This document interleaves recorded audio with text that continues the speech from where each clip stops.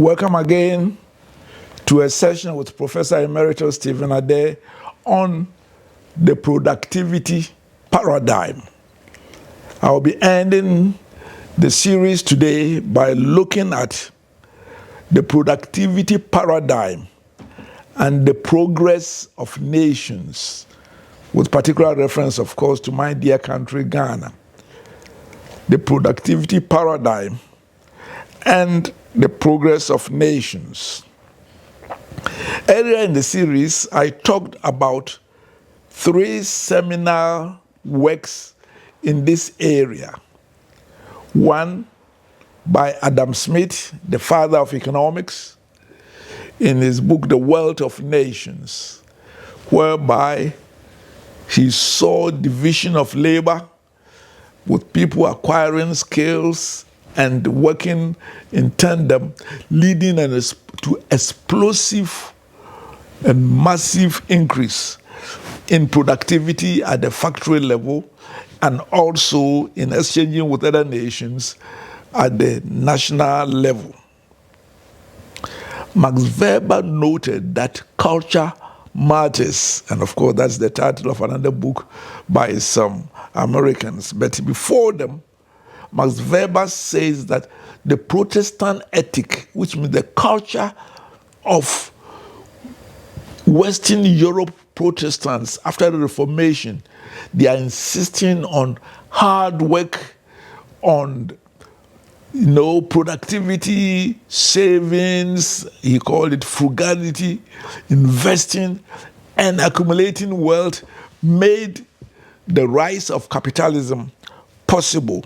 His book is The Protestant Ethic and the Rise of Capitalism. Not too long ago, another long-range economic historian, David Landis, showed that depending upon the culture and its emphasis on independent thinking and productivity and hard work, there is the possibility of growing the national cake. And he was able to almost profile countries and regions as to their culture and how it impacts their national output. Of course, culture is not static, and countries which once were taken as basket cases have proven that culture is dynamic and things can improve. When we were young, India, for example, was considered to be a basket case. Poverty was ripe, and practically there was no hope for them. No, the Green Revolution, that's when they went into agriculture and massively made India self-sufficient in food and food processing. Now they went to industrialization. They are at the cutting edge of the ICT revolution. And now the fourth industrial revolution is on. And definitely, I expect India to be in the leadership when it comes to the AI technologies. So I'm not saying that the culture is static, but there must be a transformation of a national culture to make it dynamic, emphasizing productivity rather than dependency. And when nations adopt the productivity paradigm, we have seen it in the newly industrialized countries like Malaysia, South Korea, Singapore, Taiwan, Hong Kong. You see explosion of goods and services and the growth of the national cake. So much so that it's now shameful for Ghana to talk about South Korea and Malaysia as our comparators, because at the time of independence we are about the same level in terms of wealth of the nations and per capita incomes. Today, they are in the world of their own. So, but now each year, each decade, new nations emerge. When they adopt the productivity paradigm, they also soon join the countries which we today will call developed. China, communist China, did a lot of social engineering, but Champion, the name sometimes difficult to pronounce after Mao, had to say that no, we have to encourage private enterprise, we have to encourage productivity, we have to reward people who do set up factories, work hard. And they will say the rest is history. China today is, of course, the industrial power of the world. Ghana has not done very well since our independence, and we are moving towards 2057, Ghana at 100. But so far, we are a lower middle income country, debt driven, and we are even destroying the very foundations of our country by illegal mining, poisoning our waters, destroying our forests.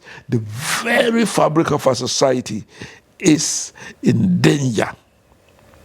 We seem to be in a situation whereby personal gain by hook or crook is the norm. People say that if the people who are doing the galamsey, didn't do that, how would they survive?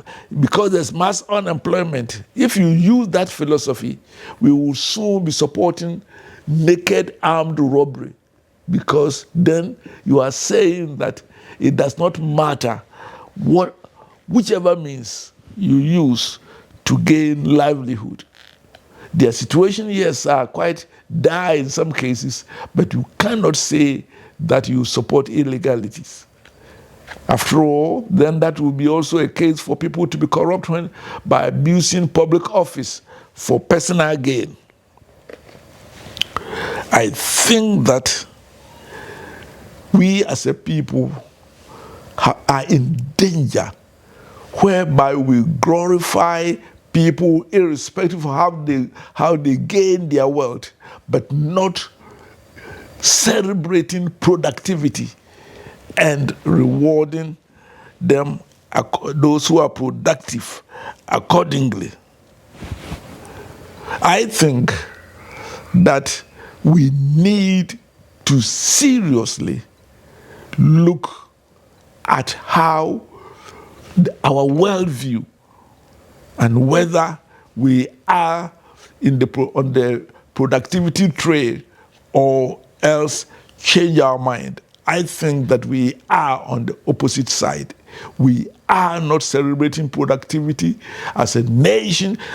When people celebrate the fact that we are growing at 4%, 4.6%, hooray! Do you know what that means? If population is growing at, say, 2.6%, and you grow at 4.6, in real term, you are growing at 2%. And that will take you 36 years to double your income per head. What a shame for Ghana at 100 to have a national income per head twice what we have today. We would still be among the lowest when we come to the middle income countries. If by then we will even not have fallen out of the middle, because middle depends upon how others are climbing. We may be at the bottom or the third quartile of nations.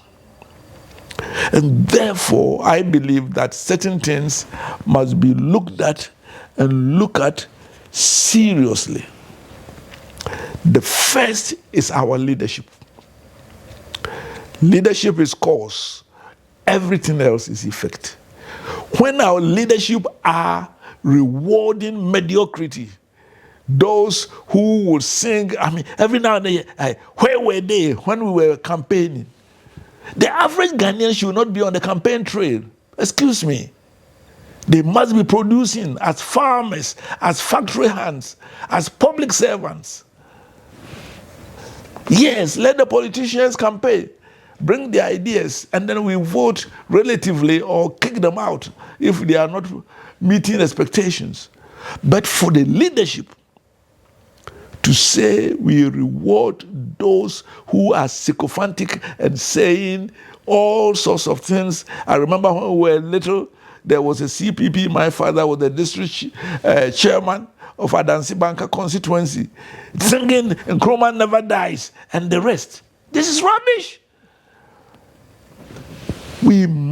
Our leadership must start thinking differently, rewarding excellence, appointing people on the basis of their proven track record or potential, because when you are having younger people, you can only do so on their potential. But then you know that you are monitoring them, and if they don't realize their full potential, they will be dealt with. Leadership is cause. Everything else is effect. Other than that, we stand the danger of breeding a nation of sycophants, people who would sing political choruses. It's becoming so much of a pattern.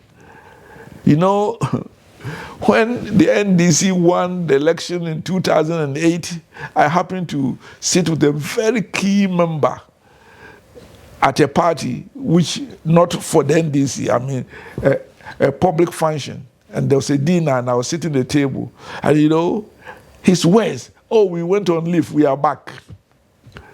You went on leave, you are back. No. You said that this is what we have done. This is what we are going to continue to do. And we have seen government after government. We just kicked one out because the productivity paradigm seems to have been started with it and then abandoned it. Now personal gain became the thing of the day. And Ghanaians says enough is enough. It is important for our leadership to say that. Tell Ghanaians we need to work hard, we need to produce, we must expand the national cake, and we will not reward mediocrity but productivity.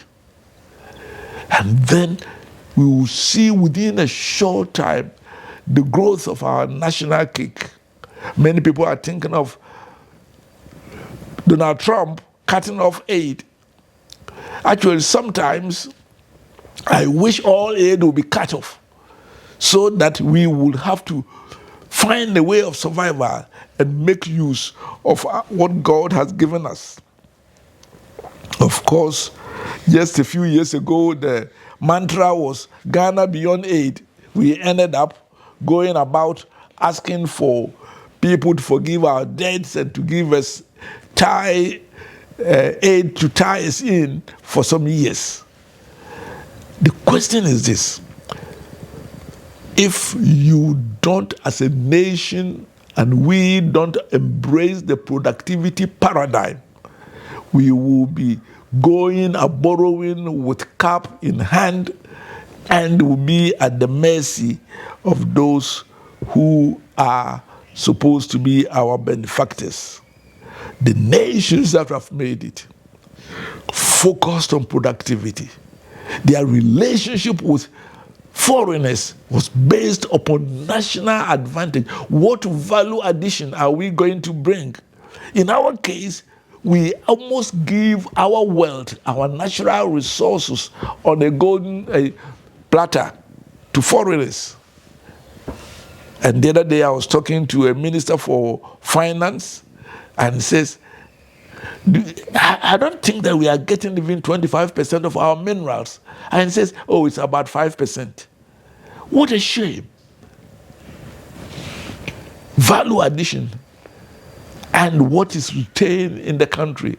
Sometimes we must be very careful about gross domestic product, because that includes what all the Talos and the Anglo-Goals and everybody and MTN take away. They have a role to play in the country, but your gross domestic product does not necessarily increase your national income to the nationals. But at the end of the day, it is productivity. Now the leadership mindset makes a difference. Some of us have no choice. As Christians, we must pray for our leaders. And however you voted, we must pray for President Mahama and his team that they may have policies that gear Ghana towards a higher level of productivity per labor, per capital, and so that the national cake expands, for therein lies our future. Other than that, people were saying 10% increase in public sector salaries. It's too low. Give inflation. The question is this: has the national cake increased by 10%? If not, whatever money you are giving is only going to result in inflation and will be in square one. And that requires a national development framework, which is the second most important one. And it seems our governments have consistently not been so concerned about putting in place a national agenda of growth and development. We are told we were elected to implement our manifesto. Is your manifesto in line with the long-term development trajectory of our nation? No. Most of our manifestos is to win votes and make sure that we have 4 years and hopefully be elected for another 4 years. And the attempt to break the 8 ended so miserably. When we go on the productivity paradigm, for me, I don't care whether it's NDC and NPP. We need a government which sustains development and productivity and be elected at least for 20 years, because that is what it takes to forever break the shackles of underdevelopment and status. And whichever party will put in place a development agenda, convince Ghanaians and mobilize us to work hard, discard Abanjuma, reward the private sector people, not strangulate them with inordinate and proliferation of taxes, but make sure that those who are productive are those who enjoy the best. Without a productivity paradigm, we are in trouble. And it must be sector by sector. We are not producing enough electricity and cheaply, so that the cost of power to industry will be within reasonable range. Water is now becoming a scarce commodity, and virtually many have to produce their own boreholes for survival. If we have a situation where if you travel between the two major towns of Ghana, between Accra and Kumasi, you may take 7 hours to cover 250 kilometers. In other places, the maximum will be 2.5 hours.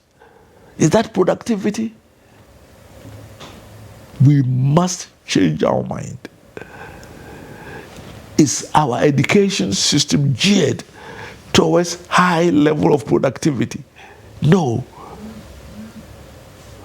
It is important for us as a people to think of how we will grow the national cake. And of course, we must think secondarily, not primarily, of its equity distribution between, of course, the owners, the managers, the workers, and the rest. But let me tell you, unless we become productive, unless our gross domestic product is growing about 10% in a developing country, we can even hit 12%. and that most of those sectors are not what foreigners take away without living sufficient to increase our national cake, we have nowhere to, no future. Nations depend upon productivity of their citizens, of their factories, of their public services. I remember when I was working with the United Nations, we came to Ghana and I was going to register my children for London or Cambridge University external examination as private candidates, and I thought that they would do it in May, June. I can make it coincide with our vacation. So we went to the West African Examination Council. I've never been ashamed of being a Ghanaian than that day, because I had all my 4 children following me. And you know, we knocked at the door of 3 offices, and each one of them, somebody was either dozing or sleeping. And interestingly, they all used the same language. What is your problem? So my children used to call me, what is your problem? This is the lowest we can go to, whereby you go to an office and some people are sleeping at the office place, and they think that you are knocking the door is disturbing them, and the first question is, what is your problem? Eventually they said, oh, if you want the British examination, you go to this office, go to that office, go to that office. Eventually the last person says that, oh, we stopped doing British exams some years ago. You have to go to the British Council. You felt like, breaking their head, their neck. This is not productivity. I go to the villages, and it's everywhere. The farmers cannot get farm hands. Where there's a galamsey, then it's out. You won't get the young men to go to farm. They are going to try their luck and pollute the rivers and destroy the forest, get a few gold, not going to farm to work. This is not all. I trust that we as a nation will know that at the end of the day, other countries may help us.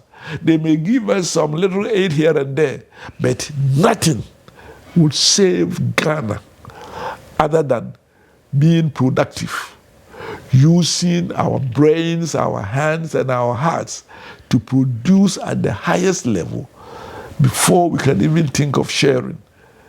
Not the current situation whereby it's how can I get for myself after my salary in the office, in the factory, or the service I'm providing.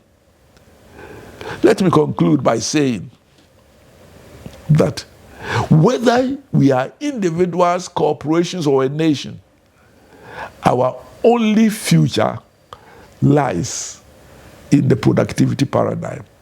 It first starts with the mindset and attitude. Then the necessary skills and putting them together. But at the end of the day, we must know that as a people, we cannot rise above what we produce. Shalom, and see you as we start a new series the following week.